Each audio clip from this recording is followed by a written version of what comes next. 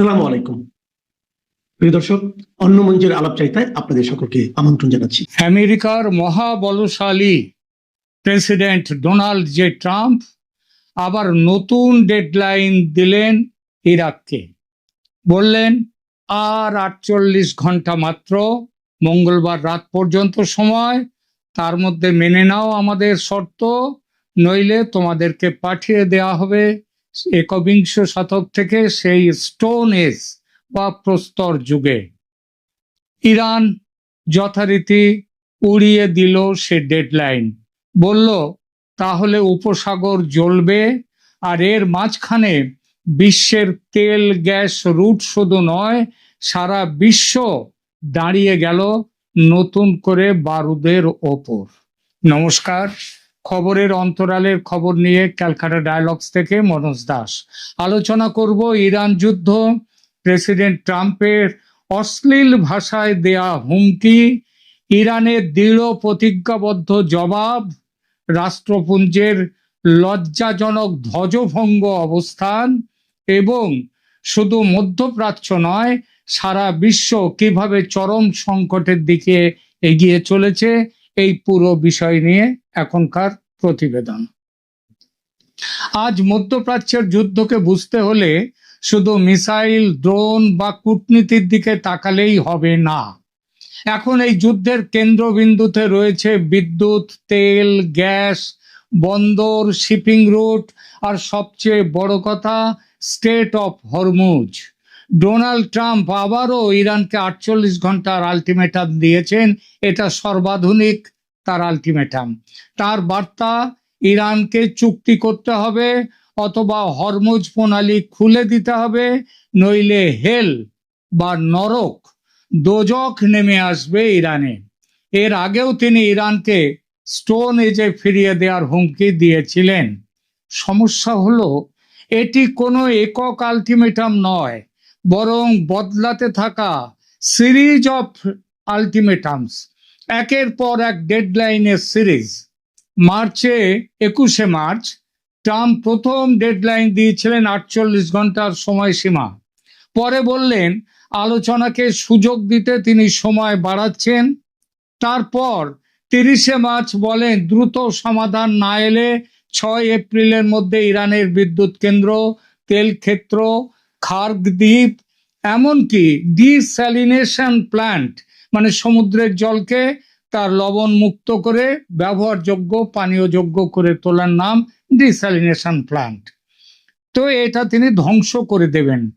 Al Jazeera এই বিষয়ে বলছে যে এই সময়রেখায় 48 ঘন্টার হুমকি প্রথমে আসে, তারপরে 10 দিনের এক্সটেনশন, 26শে মার্চের নতুন ডেডলাইন, এবং পরে তিনি রোববারে দিলেন মঙ্গলবার রাত 8টা পর্যন্ত ইস্টার্ন টাইম, সেই পর্যন্ত আরেকটি চূড়ান্ত সময়সীমার কথা তিনি বলে দিলেন। অর্থাৎ এখানে শুধু সামরিক চাপ নয়, ট্রাম্পের বার্তার ভেতরে আছে চূড়ান্ত একটা অস্থির মানুষের মনের কথাগুলো। একদিকে ট্রাম্প ভয় দেখাচ্ছেন, অন্যদিকে একই সময়ে মার্কিন গণমাধ্যমকে বড় মুখ করে বলছেন সব গুঁড়িয়ে দিয়েছি, ওখানে নতুন করে আঘাত দেওয়ার মতো কিছু নেই, এবং ইরান বাধ্য হয়ে সমঝোতার কথা বলছে, এবং সমঝোতার গুড চান্স আছে, ভালো সম্ভাবনা আছে। এতে ওয়াশিংটনের এই যে দুমুখো সংকেত, এই দুমুখো সংকেতের জন্য পুরো ব্যাপারটাই, আলটিমেটাম ব্যাপারটাই গুরুত্বহীন হয়ে উঠেছে। ট্রাম্পের সর্বশেষ পোস্টের যে ভাষায় তিনি আলটিমেটাম দিয়েছেন তারও তীব্র সমালোচনা হচ্ছে। বিবিসি এটিকে এক্সপ্লিটিভ ল্যাটিন থ্রেট মানে খিস্তি ভরা হুমকি হিসেবে বর্ণনা করেছেন। আর ডয়েচে ভেলে সংবাদ মাধ্যম বলেছে প্রেসিডেন্ট ট্রাম্প অশ্লীল ভাষায় ইরানকে হুমকি দিয়েছেন। ডয়েচে ভেলে কি লিখছে তাদের লেখাটা একটু পড়ে শোনাই। ডয়েচে ভেলের লেখাটা, ডয়েচে ভেলে বলছে, on Sunday US President Donald Trump stepped up his threat to hit Iran's critical infrastructure hard, if Tehran does not reopen the Strait of Hormuz by his April 6 deadline. মানে 6 এপ্রিলের ডেডলাইনের মধ্যে যদি Hormuz প্রণালী না খুলে দেয় Iran, তাহলে ইরানের যে ক্রিটিক্যাল যে ইনফ্রাস্ট্রাকচার গুলো আছে, ওই যেগুলোর কথা বললাম, তেল, গ্যাস, বিদ্যুৎ ইত্যাদি সব, এবং ডিস্যালিনেশন প্ল্যান্ট, সেগুলোকে উড়িয়ে দেবেন তিনি। In a social media post, he declared that Tuesday will be power plant day and breeze day, মানে এই দিন তিনি পাওয়ার প্ল্যান্টে আঘাত করবেন এবং ব্রিজগুলোকে ধ্বংস করে দেবেন ইরানের। All wrapped up in one in Iran. Donald Trump has threatened war crimes with the destruction of civilian infrastructure. তিনি বলেছেন সিভিলিয়ান, বেসামরিক যে সমস্ত ইনফ্রাস্ট্রাকচার, সেগুলো ধ্বংস করে দেবেন। এবং এই কথাগুলো হচ্ছে ওই রাষ্ট্রসংঘের সনদের বিরুদ্ধের কথা। Scott Lucas, professor of American studies at University College Dublin, তিনি ডয়েসে ভেলেকে বলেছেন, it is a sign of anger, এটা ট্রাম্পের ক্রোধের বহিঃপ্রকাশ। It is a sign of frustration, এটা হতাশার লক্ষণ। And it is a sign, I think, of desperation that he has not gotten what he wanted, which is regime surrender. মানে তিনি যা ভেবেছিলেন সেটা করতে পারেননি, কি ইরানের শাসন পরিবর্তন। সুতরাং তার জন্যেই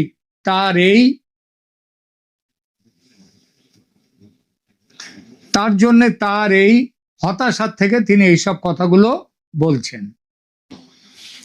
অর্থাৎ এখানে শুধু সামরিক চাপ নয়, ট্রাম্পের ভেতরে মানে যে কতটা ভয় কাজ করছে সেটা এইখানটাতে বোঝা যাচ্ছে। ইরানের প্রতিক্রিয়াও সমান কঠোর। ইরানি সামরিক কমান্ড ট্রাম্পের বক্তব্যকে হেল্পলেস, নার্ভাস, আনব্যালান্সড, মানে এর ব্যালেন্স হারিয়ে ফেলেছেন, নার্ভাস ট্রাম্পের, এবং সব শেষে বলেছেন foolish. Helpless, nervous, unbalanced and foolish বলে ইরানের সামরিক কমান্ড ট্রাম্পের হুমকিকে উড়িয়ে দিয়েছে। আল জাজিরা লাইভ কভারেজে ইরানি কর্মকর্তারা এটিকে ওয়ার ক্রাইমস উস্কানি বলেও আখ্যা দিয়েছেন, অর্থাৎ আন্তর্জাতিক যুদ্ধ অপরাধ, সেই যুদ্ধ অপরাধে উস্কানি বলেছে এটা আল জাজিরা। ইউনাইটেড নেশনস বা জাতিসংঘ, তাদের এটা দেখার কথা এই ওয়ার ক্রাইমের ব্যাপারগুলো, তো কিন্তু তারা নিজেরাই এখন ক্রিমিনাল হয়ে গেছে। ইউনাইটেড নেশনস বা জাতিসংঘ এখন একটি সাধারণ চায়ের দোকানের আড্ডার চেয়েও নির্বিষ, গুরুত্বহীন, লজ্জাহীন একটি ধ্বজভঙ্গ সংগঠন। আমেরিকার প্রেসিডেন্ট জাতিসংঘের সনদের বিরোধী একের পর এক ওয়ার ক্রাইমের ভাষা ব্যবহার করছেন, কাজ করছেন, কিন্তু রাষ্ট্রসংঘ চুপ। একটা প্রতিবাদের কথাও তাদের মুখে নেই। ইরান বলেছে জাতিসংঘ এখন আমেরিকার পোষ্য জীব হয়ে গেছে। কিন্তু এই কথার যুদ্ধ শুধু কথায় থেমে নেই। এনবিসির প্রতিবেদন অনুযায়ী ইরান স্পষ্ট জানিয়ে দিয়েছে, যদি তাদের জ্বালানি ও বিদ্যুৎ অবকাঠামোতে হামলা হয়, তাহলে যুক্তরাষ্ট্র ও তার আঞ্চলিক মিত্রদের জ্বালানি, তথ্য প্রযুক্তি ও ডিস্যালিনেশন অবকাঠামো লক্ষ্যবস্তু হবে। রয়টার্সের তথ্য অনুযায়ী ইরান এরই মধ্যে সৌদি আরব, সংযুক্ত আরব আমিরাত ও কাতারের একাধিক তেল স্থাপনার বিরুদ্ধে কামিং আওয়ার্সে হামলার সতর্কতা দিয়েছে, মানে শীঘ্রই তারা হামলা করবে। একই ধারাবাহিকতায় আরেকটি রয়টার্স প্রতিবেদন বলছে, ট্রাম্পের আলটিমেটামের পর ইরান উপসাগরীয় জ্বালানি ও পানীয় অবকাঠামোর বিরুদ্ধে পাল্টা হামলার হুমকি দিয়েছে। দুপক্ষই যদি এটা শুরু করে, তাহলে মধ্যপ্রাচ্যের মানুষ জল না খেয়ে মরবে। চারদিকে সমুদ্র, চারদিকে জল, কিন্তু সেই কোলরিজের অ্যানসেন্ট মেরিনার সেই কবিতার লাইনের মতো, not a drop to drink, water water everywhere, not a drop to drink. কি পরিস্থিতি হবে একবার ভাবুন। আর এখানেই যুদ্ধের চরিত্র বদলে যায়। এটি আর শুধু ইরান বনাম ইসরায়েল নয় বা যুক্তরাষ্ট্র বনাম ইরান নয়, এটি এখন এমন এক সংঘাত যেখানে বিদ্যুৎ কেন্দ্র, তেল স্থাপনা, পানি শোধনাগার, বন্দর, কেবল নেটওয়ার্ক, এমনকি শিপিং চোক পয়েন্ট সবকিছুই যুদ্ধক্ষেত্র। জীবনের সমস্ত ক্ষেত্রেই যুদ্ধের বিষ। ইসরায়েলের দিক থেকেও আঘাতের মাত্রা বেড়েছে। আল জাজিরা জানিয়েছে ইরানের একটি ইউরেনিয়াম প্রক্রিয়াজাত যে কারখানা, সেখানটায় হামলা হয়েছে, কিছু ইস্পাত কারখানা এবং একটি হেভি ওয়াটার কমপ্লেক্সে হামলা হয়েছে। কপাল ভালো, ইরানের পারমাণবিক কর্তৃপক্ষ বলেছে এতে তেজস্ক্রিয় লিক বা প্রাণহানির খবর নেই। অন্যদিকে একটি হামলা বুশেহর পারমাণবিক বিদ্যুৎ কেন্দ্রের কাছাকাছি হয়েছে। সেখানে আঘাত হানার পর সেখানকার বাসিন্দাদের আশপাশে সরিয়ে নেওয়ার খবরও এসেছে। আরো কিছু প্রতিবেদনে বলা হয়েছে কেমিক্যাল স্থাপনায় আঘাত লেগেছে এবং ইসরায়েলি কর্মকর্তারা আরো বেশি জ্বালানি স্থাপনায় হামলার অনুমতির অপেক্ষায় আছে। এই মুহূর্তে সবচেয়ে গুরুত্বপূর্ণ ভৌগোলিক শব্দটি হলো হরমুজ। বিশ্বের প্রায় 20% তেল ও প্রাকৃতিক গ্যাস সরবরাহ এই প্রণালীর মধ্যে দিয়ে যায়, আর কাতারের প্রায় সমস্ত এলএনজি সেটা রপ্তানি এই পথ দিয়ে। সৌদি আরব, ইরাক, কুয়েত, সংযুক্ত আরব আমিরাত, কাতার, ওপেকের প্রধান রপ্তানিকারকেরা মূলত এই পথ দিয়ে এশীয় বাজারে অপরিশোধিত তেল পাঠায়। তাই হরমুজের নিরাপত্তা ভেঙে পড়া মানে শুধু আঞ্চলিক উত্তেজনা নয়, বৈশ্বিক জ্বালানি বাজারেও তার প্রচন্ড শক লাগছে। এখন প্রশ্ন হলো যুদ্ধ কেন দীর্ঘ হচ্ছে? প্রথম কারণ, উভয় পক্ষই এখন এমন অবকাঠামোতে আঘাত বা ইনফ্রাস্ট্রাকচারে আঘাতের হুমকি দিচ্ছে যেগুলো প্রতীকী নয়, বরং প্রতিপক্ষের অর্থনীতি, জনজীবন ও কৌশলগত সহ্য ক্ষমতার উপর সরাসরি আঘাত হানে। দ্বিতীয় কারণ, কূটনীতির জানালা পুরোপুরি বন্ধ হয়নি, কিন্তু বিশ্বাসও তৈরি হয়নি। আল জাজিরার রিপোর্ট অনুযায়ী ওয়াশিংটন সমর্থিত ওয়াশিংটন জানিয়েছে একটি 15 দফা প্রস্তাবকে ইরান বলেছে ওয়ান সাইডেড অ্যান্ড আনফেয়ার এবং এটা কখনোই মানা যায় না। আর তারা যুদ্ধে যে ক্ষতিপূরণ ও হরমুজের ওপর নিজেদের কর্তৃত্বের স্বীকৃতির মতো শর্ত তুলেছে। তারা 5 দফা শর্ত দিয়েছে, সেই শর্তে বলেছে আগামী দিনে কোনো দিন ইরানের ওপরে হামলা হবে না, সেই গ্যারান্টিও দিতে হবে।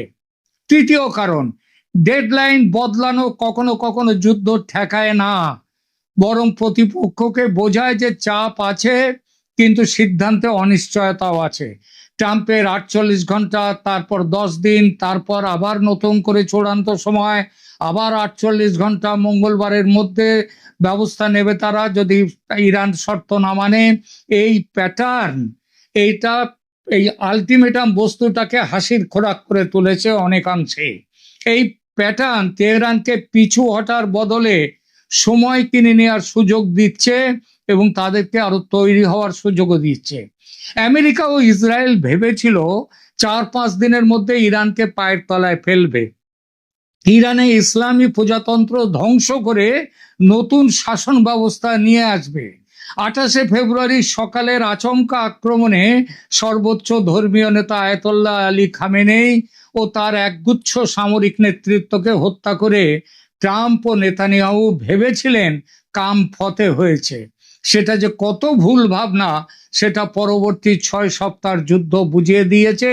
ত্রাহি ত্রাহি রব উঠে গিয়েছে আমেরিকার আরব মিত্রদের দেশগুলোতে, ইসরায়েলে।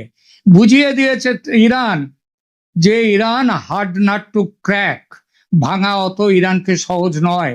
ইরানের এই শক্তির উৎস কোথায়? এই শক্তির উৎস দেখুন, ইরানের শক্তির দুটো উৎস, একটা দেশের ভেতরে তাদের নিজস্ব শক্তি, আর অপরটি আন্তর্জাতিক, সেটাও একটা উৎস।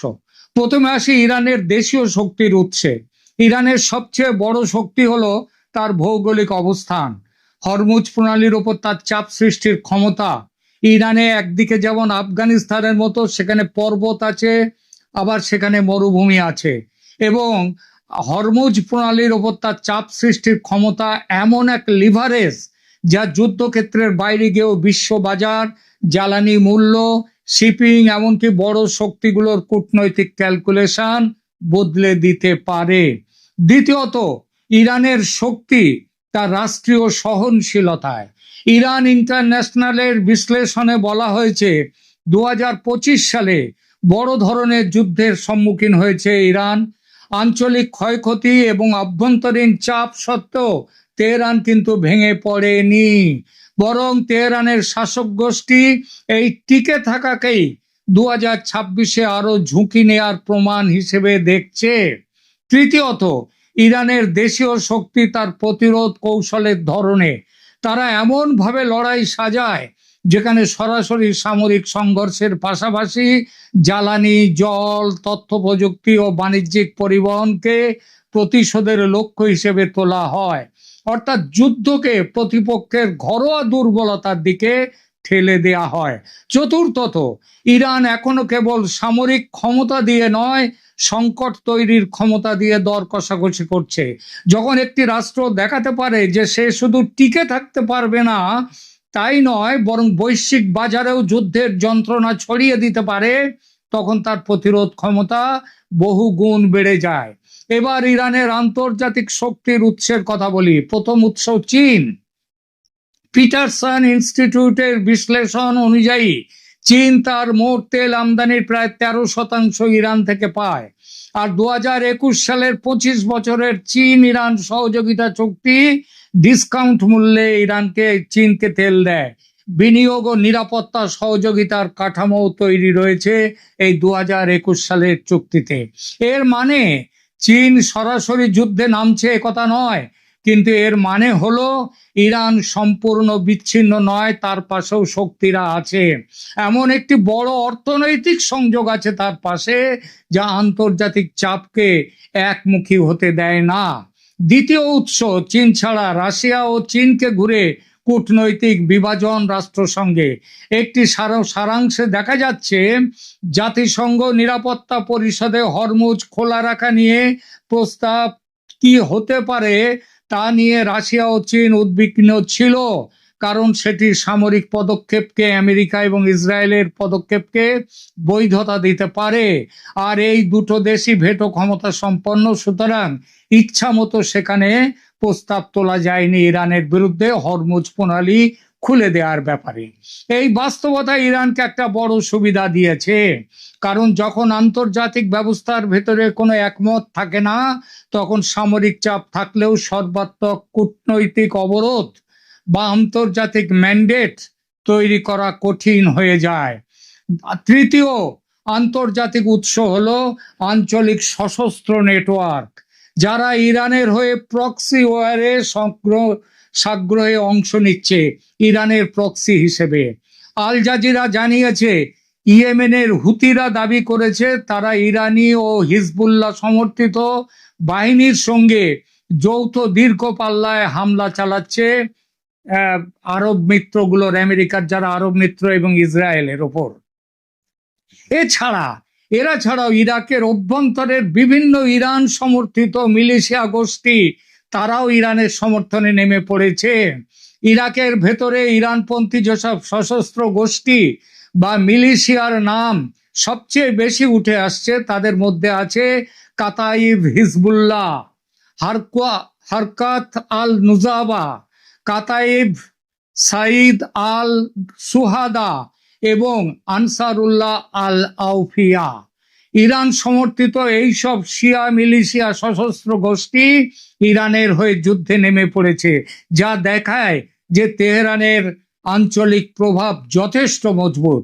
অর্থাৎ ইরানের আন্তর্জাতিক শক্তি আজ 3 স্তরে কাজ করছে: জ্বালানি সম্পর্ক, কূটনৈতিক বিভাজন এবং নেটওয়ার্ক ভিত্তিক আঞ্চলিক চাপ, যেটাকে ইরানের প্রক্সি ওয়ার বলা হয়। এই 3টি জিনিস একসঙ্গে তেহরানকে এমন অবস্থানে রেখেছে যেখানে সে দুর্বল হলেও সামরিকভাবে কোণঠাসা নয়। এখন যদি পুরো ছবিটা একসঙ্গে দেখা যায়, তাহলে বোঝা যায় কেন এই যুদ্ধ দ্রুত থামছে না। ট্রাম্পের হুমকি সর্বশেষ পর্যায়ে গিয়ে বিদ্যুৎ কেন্দ্র, সেতু, তেল ক্ষেত্র ও বেসামরিক অবকাঠামো ধ্বংসের কথায় পৌঁছেছে, যা স্পষ্টতই আন্তর্জাতিক কানুন লঙ্ঘনকারী, জাতিসংঘের সনদের বিরুদ্ধে। কিন্তু জাতিসংঘ, আগেই বলেছি, এখন একটি ধ্বজভঙ্গ প্রতিষ্ঠান। তাই ইরানও পাল্টা বলছে তাদের জ্বালানি অবকাঠামোতে আঘাত এলে উপসাগরীয় জ্বালানি, পানি ও প্রযুক্তি অবকাঠামো রক্ষা পাবে না। ইসরায়েলও ইরানের পারমাণবিক শিল্প ও পেট্রোকেমিক্যাল অবকাঠামোয় চাপ চাপ বাড়াচ্ছে। ফলে যুদ্ধবিরতি এখন আর শুধু রাজনৈতিক ঘোষণার প্রশ্ন নয়, এটি এমন এক নিরাপত্তা সমীকরণ যেখানে যে পক্ষ আগে পিছু হটবে সে কেবল সামরিক নয়, কৌশলগত বার্তায়ও হারবে। আর এখানেই ট্রাম্পের ডেডলাইন রাজনীতি উল্টো ফল দিচ্ছে। কারণ ডেডলাইন যদি বারবার বদলায় তাহলে সেটা প্রতিপক্ষের কাছে ভয় নয়, বরং দর কষাকষির একটি চলমান যন্ত্রে পরিণত হয়। অন্যদিকে ইরানও জানে সরাসরি যুদ্ধের ময়দানে তার সীমাবদ্ধতা আছে। তাই তারা এমন জায়গায় চাপ দিচ্ছে যেখানে আঘাতের ঢেউ দ্রুত ছড়িয়ে পড়ে চারপাশে। তেল, পানি, বন্দর, জাহাজ চলাচল আর আঞ্চলিক মিত্রদের নিরাপত্তা, সেটার উপরই তার আঘাত। তবে প্রযুক্তিতে ইরান যে একেবারে হেলাফেলার জায়গায় নেই সেটাও বুঝিয়ে দিয়েছে একের পর এক আমেরিকার F-15, F-35 এবং অন্যান্য যুদ্ধ বিমান ধ্বংস করে। ইরানের মিসাইল গিয়ে আঘাত আনছে 5,500 কিলোমিটার দূরের দিয়েগো গার্সিয়াতে। লোন উলফ আঘাত হানছে লন্ডনে, টেক্সাসে। ইসরায়েলের একের পর এক শহর, অবকাঠামোয় আঘাত হানছে ইরানি ড্রোন ও মিসাইল। সোজা ভাষায় বললে এই যুদ্ধ এখন কে বেশি শক্তিশালী তার পরীক্ষা নয়, বরং কে বেশি দিন ব্যথা বেদনা সহ্য করেও টিকে থাকবে, প্রতিপক্ষকে ব্যথা দিতে পারবে, তার পরীক্ষা। আর সেই কারণেই যুদ্ধ দীর্ঘ হওয়ার আশঙ্কা বাড়ছে। শেষ কথা হলো, ইরানকে শুধু সামরিক মানচিত্রে মাপলে ভুল হবে। তার শক্তি একদিকে হরমুজের ভৌগোলিক লিভারেজ, অন্যদিকে রাষ্ট্রীয় সহনশীলতা, আবার আন্তর্জাতিকভাবে চীনের সঙ্গে জ্বালানি সম্পর্ক, রাশিয়া চীন ভিত্তিক কূটনৈতিক ফাঁক এবং আঞ্চলিক প্রক্সি ওয়ারকেও ছড়িয়ে আছে। এখন প্রশ্ন একটাই, সেখানে ছড়িয়ে আছে সব জায়গাতেই এটা। তাই ট্রাম্পের 48 ঘন্টার আলটিমেটাম যতটা সামরিক ভাষা ততটাই মনস্তাত্ত্বিক চাপ, আর ইরানের পাল্টা হুমকি যতটা প্রতিশোধের ভাষা ততটাই এই বার্তা যে তেহরান এখনো এমন জায়গায় আঘাত হানতে পারে যেখান থেকে সারা বিশ্ব ধাক্কা খাবে। এখন বড় প্রশ্ন একটাই, মঙ্গলবারের ডেডলাইন কি সত্যি শেষ ডেডলাইন, নাকি মধ্যপ্রাচ্য আরেক দফা আরো বড় জ্বালানি যুদ্ধের দিকে এগোচ্ছে? প্রিয় দর্শক, আপনারা কি ভাবছেন? ইরান কি সমুচিত শিক্ষা দিয়ে ট্রাম্পের সব হুমকি উড়িয়ে দিয়ে মাথা উঁচু করে টিকে থাকতে পারবে? রাশিয়া ও চীন কতটা দাঁড়াবে ইরানের পাশে? কমেন্ট করে জানান আপনাদের মতামত। ভালো লাগলে আজকের প্রতিবেদনকে লাইক দিন, শেয়ার করুন।